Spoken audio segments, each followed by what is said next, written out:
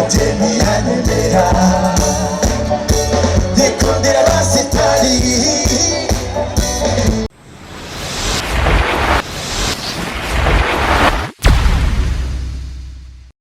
Ele Bobo TV. Mbaye ikaze nanone uyu munsi munyemerere tuvuge ku mateka mizuku. Ibyamamare 15 byifuzwa cyane n'abanyarwanda batari bake ko igihe kimwe bazasura u Rwanda bakarutemberera. Kandi ni mu gihe hari benshi mu byamamare ku isi bamaze kugenderera u Rwanda.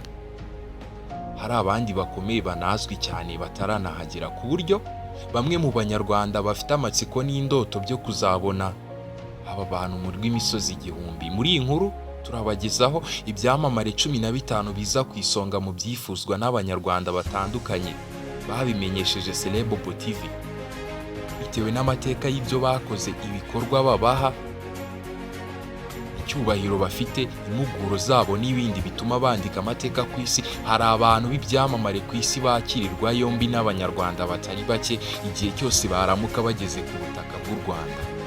Igitangaje muri ibi ndavuga muri iyi nkuru ni uko Papa, umuyobozi mukuru wa Katolike ku isi, atari muri abo bantu 10 bifuzwa cyane na bamwe mu babitangarije Celebobo TV mu kuba bazaza gusura u Rwanda.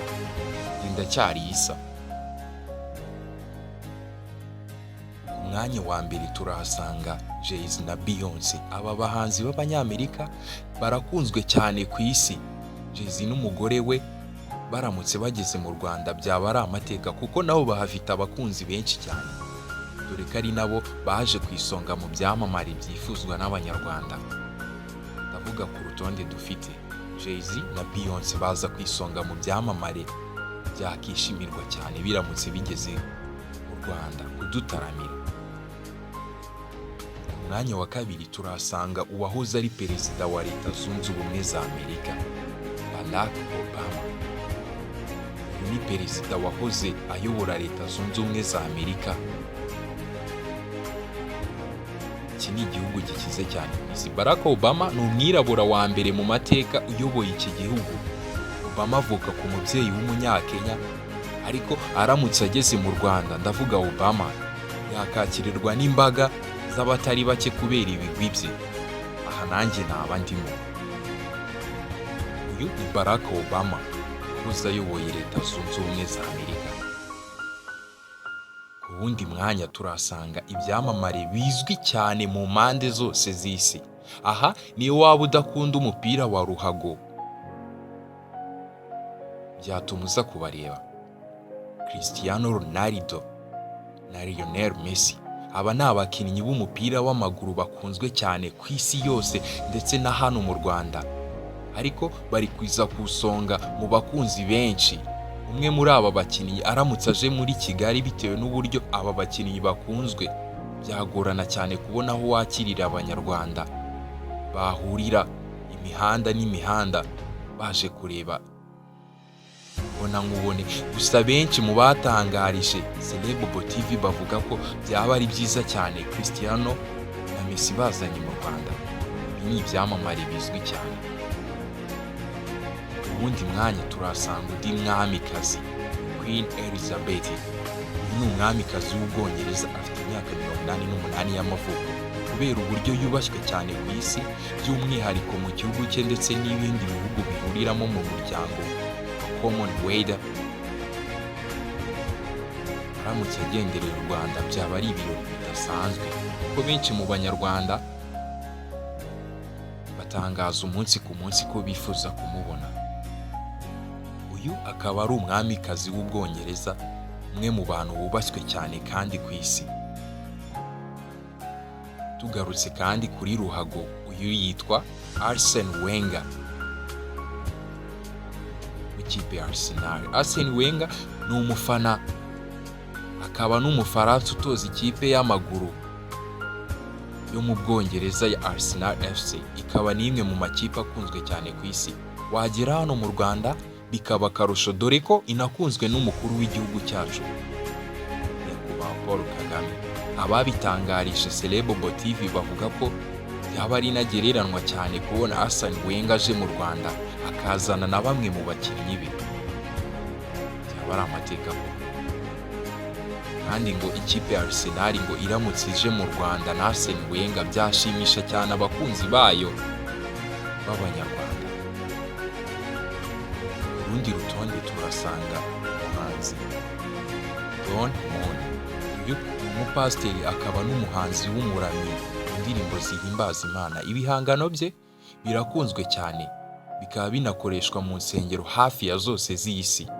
Uyu yigeze gutangaza ko kandi igihe kimwe azataramira Abanyarwanda, ariko ndagira ngo nkubwire ngo aramutse abikabije agakabiza izi nzozi ze, yakakirwa n'imbaga y'Abakristo batari bake kuko hari abantu benshi bifuza kumubona. Don Moon, uyu ni umuhanzi w'umuramyi mu ndirimbo zihimbaza Imana zikunzwe cyane ku isi. Dukomeje turahasanga kandi undi muhanzi witwa Nicki Minaj na Lil Wayne. Aba bahanzi ni ibyamamare mu isi mu njyana ya rap, bakunzwe ku isi ndetse na hano mu Rwanda. Benshi mu bakunzi b'iyi njyana hip hop bavuga ko byaba ari umugisha ukomeye gutaramirwa n'imbonankubone n'aba baraperi Nicki Minaj na Jay-Z. Dukomeje kandi turagera ku batera amakofe yarazwi cyane ku isi, Jean-Claude Van Damme. Uzwi nka Van Damme ni umwe mu Banyamerika bamenyekanye cyane kubwo gukina amafilime kandi agakundwa cyane. Nka Van Damme wavukiye mu gihugu cy'Ububiligi. Uyu ni umwe mu bifuzwa cyane n'Abanyarwanda batari bake bitewe n'ukuntu bamukunda cyane. Uribuka umugeri we? Aha ndavuga ku bakunda agasobanuye. Yitwa Jean-Claude Van Damme, umwe mu bifuzwa cyane kubonwa n'Abanyarwanda batari bake. Aha nanjye naba ndimo. Dukomeje cyane, urundi rutonde turahasanga Hillsong United. Iri ni itsinda riramya rikanahimbaza Imana, ribarizwa mu itorero Hillsong ryo muri Australia, rikaba rikunzwe cyane n'Abakristo bo mu gihugu bitandukanye. Indirimbo zabo uzasanga zicurangwa cyane na buri mukristo wese. Hillsong ije mu Rwanda, ndavuga ije mu Rwanda, byaba ari amateka ku Bakristo ukurikije uburyo bayikunda, uburyo bayifuza cyane. Iri ni itsinda rikunzwe cyane. Twihuse cyane ku rundi rutonde turasanga abandi bahanzi Rihanna na Chris Brown. Umunyamuziki w'icyamamare ku isi Rihanna akaba yarigeze kuba umuhanzi ukomeye cyane, akaba n'umukunzi wa Chris Brown ndetse bakanagirana amateka akomeye. Bombi ni bamwe cyane bakunzwe cyane ku isi ndetse banifuzwa cyane n'Abanyarwanda batari bake.